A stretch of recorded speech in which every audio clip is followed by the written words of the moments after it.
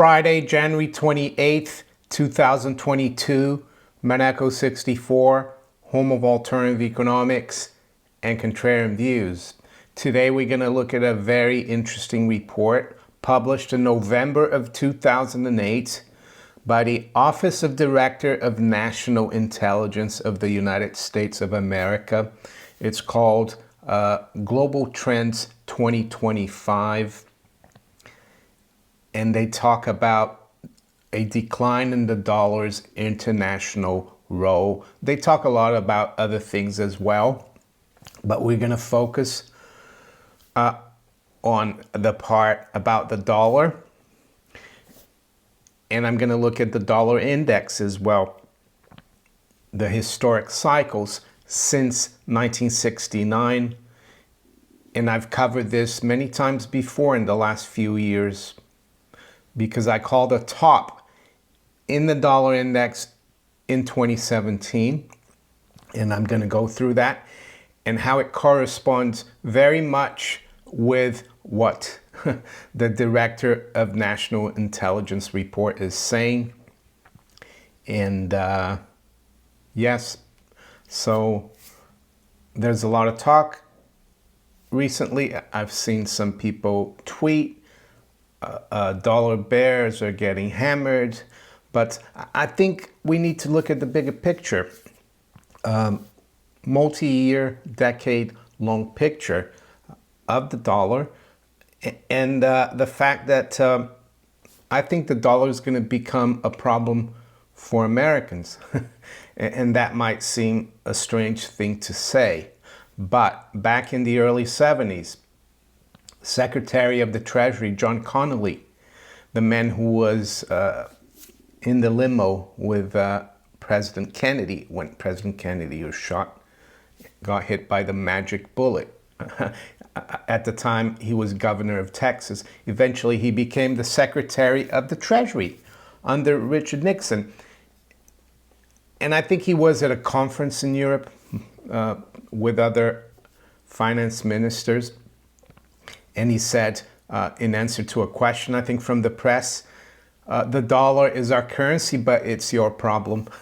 So we're going to look at this and see how it's actually fitting in with the cycles. So this Global Trends 25, a transformed world.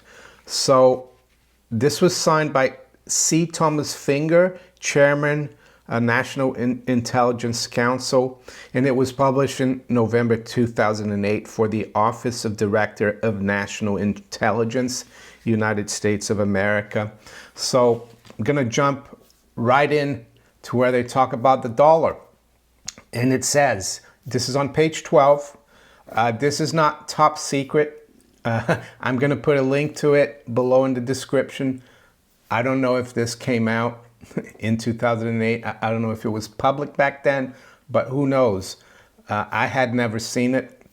Someone kindly sent it to me the other day. I'm going to read through the whole report, though, not just the dollars decline part, and not on this video, of course. I'm going to take my time to read the whole thing. It's over 100 pages. But I thought this part about the dollar was interesting, and we're going to look at this today. It says a decline in the dollar's international role. And notice how it's not a collapse of the dollar, and I've been saying this. It's like the British pound used to be, or sterling used to be, the major reserve currency.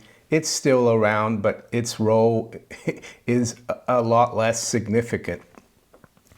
So, despite recent inflows into dollar assets and the appreciation of the dollar could lose its status as unparalleled global reserve currency by 2025 and become a first among equals in the market basket of currencies. What do I think about CBDCs? I get that question a lot.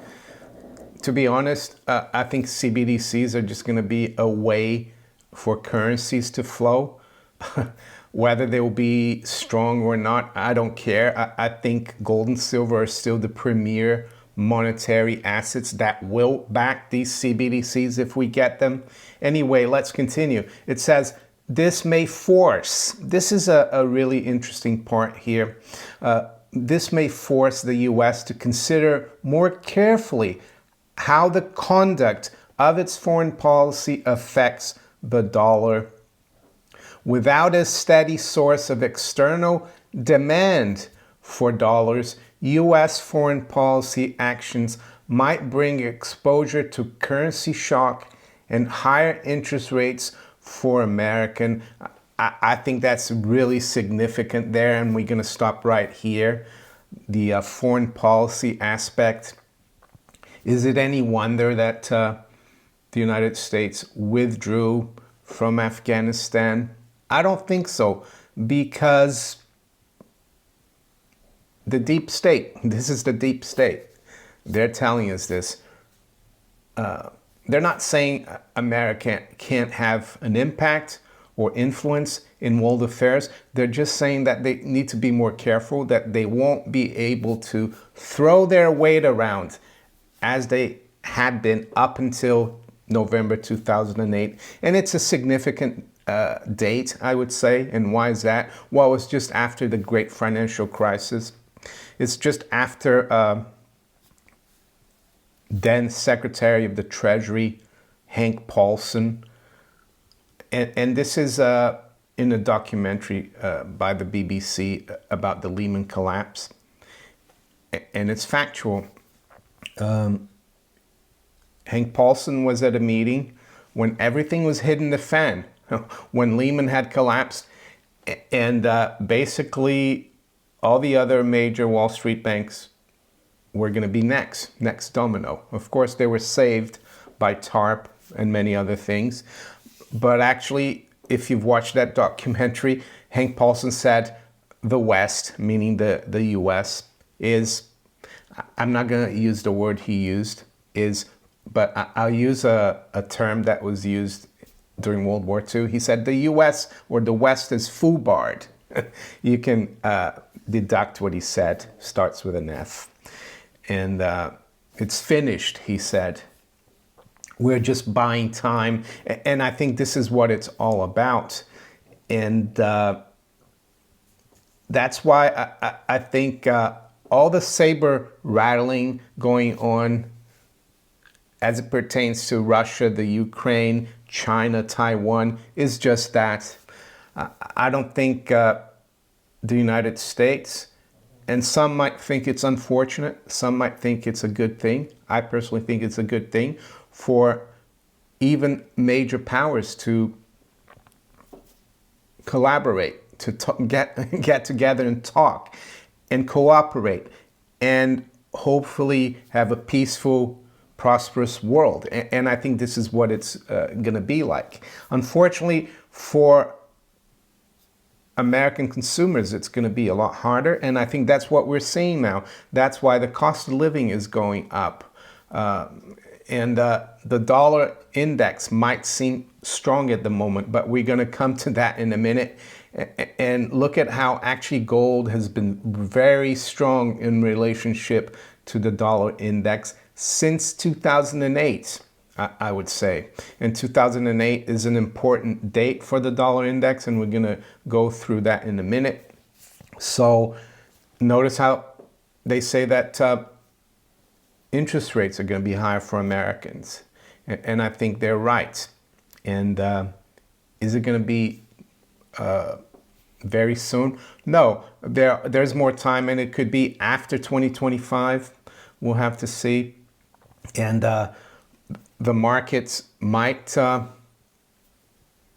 have their way, because if the dollar loses its role as an unparalleled global reserve currency, the Congress and U.S. government won't be able to print and borrow as much as they do. So yeah, I do think longer term yields will go higher in the next few years. In the short term, it's difficult to say. I know they've risen this year, But with that, then let's look at the dollar index. And I have a dollar index playlist in which I've spoken about these cycles many times. And so here's the chart of the dollar index. Going back to 1968, the dollar index was created though in 1973. It is basically a measure of the dollar versus the major Western currencies. The yuan is not in there. And that's another subject. The yuan looks very strong against the dollar, and that's another reason why I think the dollar index could continue to weaken further. And yes, so it was created in 73 at 100. Right now we're just above 97. So in about 40 years, it hasn't really gone anywhere in terms of the major fiat currencies of the West.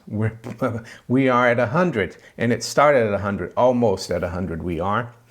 But I found some cycles in the dollar index, and I'll go through them with you.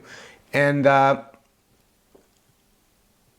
done this before, looking exactly at the months, how many months exactly. But in this example, I've just done a rough estimate of how many years the cycles took.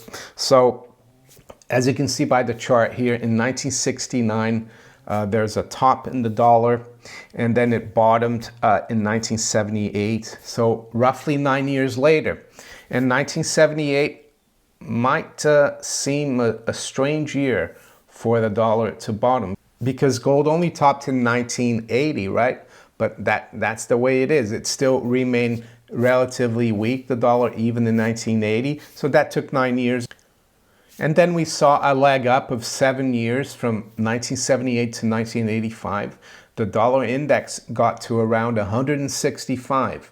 I think that's when they had to have the Plaza Accord to weaken the dollar. That was a very historic meeting between the Treasury and other finance ministers at the Plaza Hotel in New York. And then from 1985, we saw the dollar drop all the way to just under 80. So that took another 7 years, 1985 to 1992. So we've got a pattern here, 977. And then from 1992, we saw another leg up, and that took 9 years. So up to 2001. And the dollar was very strong, relatively strong back then, but it didn't go as far up as it had in 1985. We went to just above 120. And at the time, of course, gold was bottoming around $250. And then from 2001, we had another 7-year leg. So the 9 and 7s are pretty much common. And am I saying this is going to happen for sure? No, but history helps us.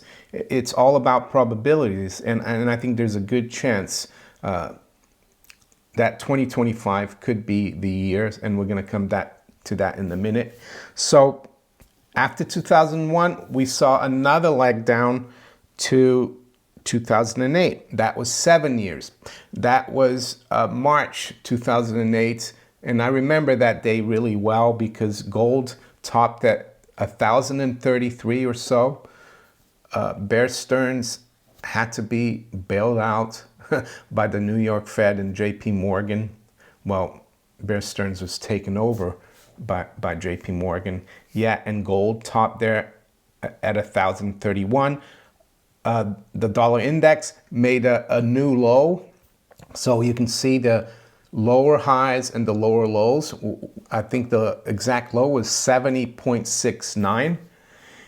And ever since then, it looks like we are on an uptrend in the dollar index. But looking at the cycles, 977, 979, up until 2017, it makes me think that 2017, when the dollar index topped in the beginning of the year at 103.56, I think.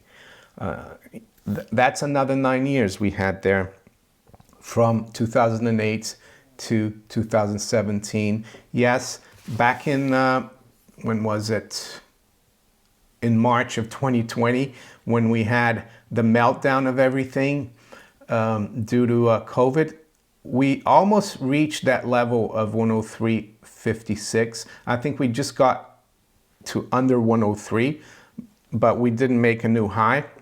And now, yes, the dollar index looks like it's strong, but I would say looking at these legs and cycles in the dollar index of 9 and 7 years, if you take 7 years from 2017, that's 2024. If you take 9 years, it's 2026 for the new low in the dollar index. And what about gold? Well, one would think with the dollar index bottoming at 70.69 in 2008 and gold at the time being just above 1,000 at 1,032, that the dollar index now at 97.35, one would expect, if one was sleeping like Rip Van Winkle and was asked to guess where's gold, probably would have said, well, it's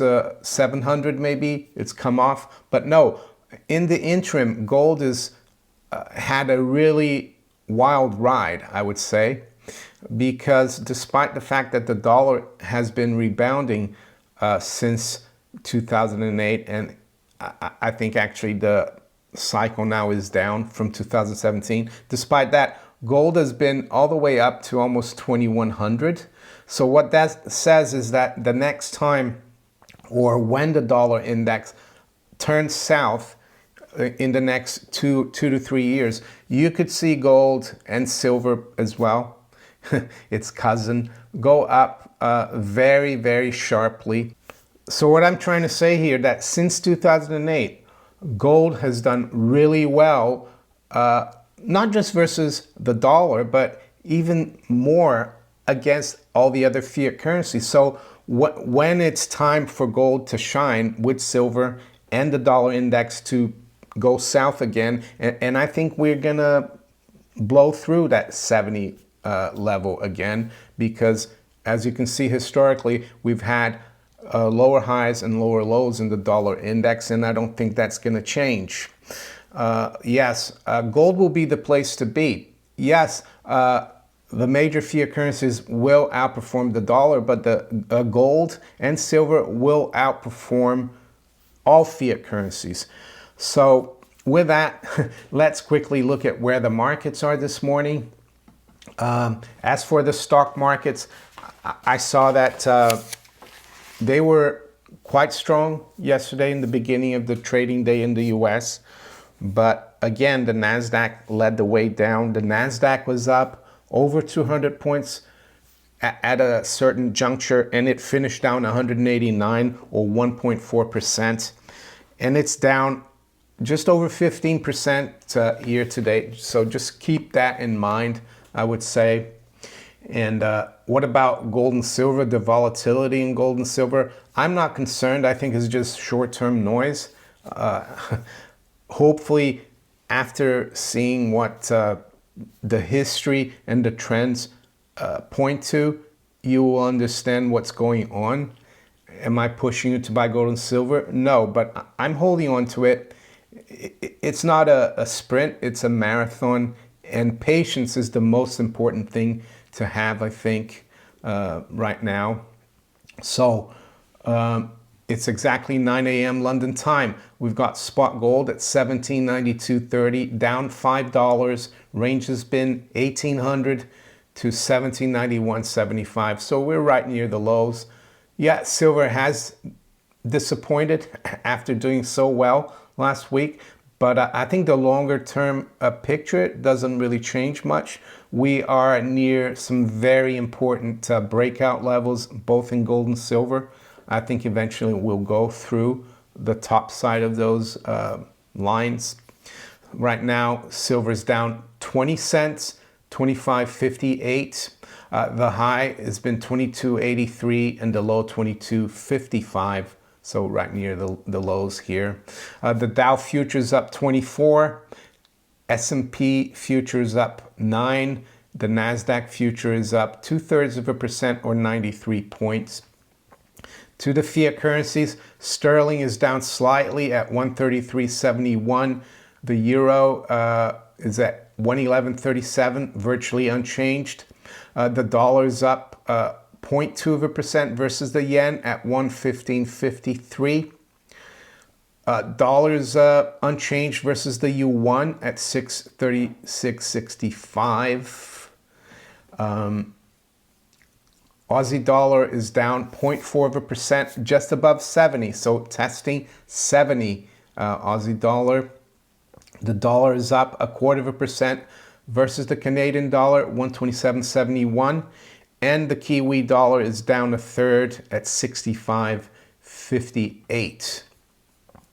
To the commodities, WTI crude up 0.25%, 86.50. High-grade copper down 1%, 438.22. And to the bond market, the 10-year yield right now is 183, up about 2 basis points. So if you enjoyed this video, make sure you hit the like button. Please share it far and wide. Think about subscribing to my channel if you haven't yet. And you can also follow me on Rumble, Twitter, Facebook, and all these other platforms below here. I wish you all a great day. Take care. Bye.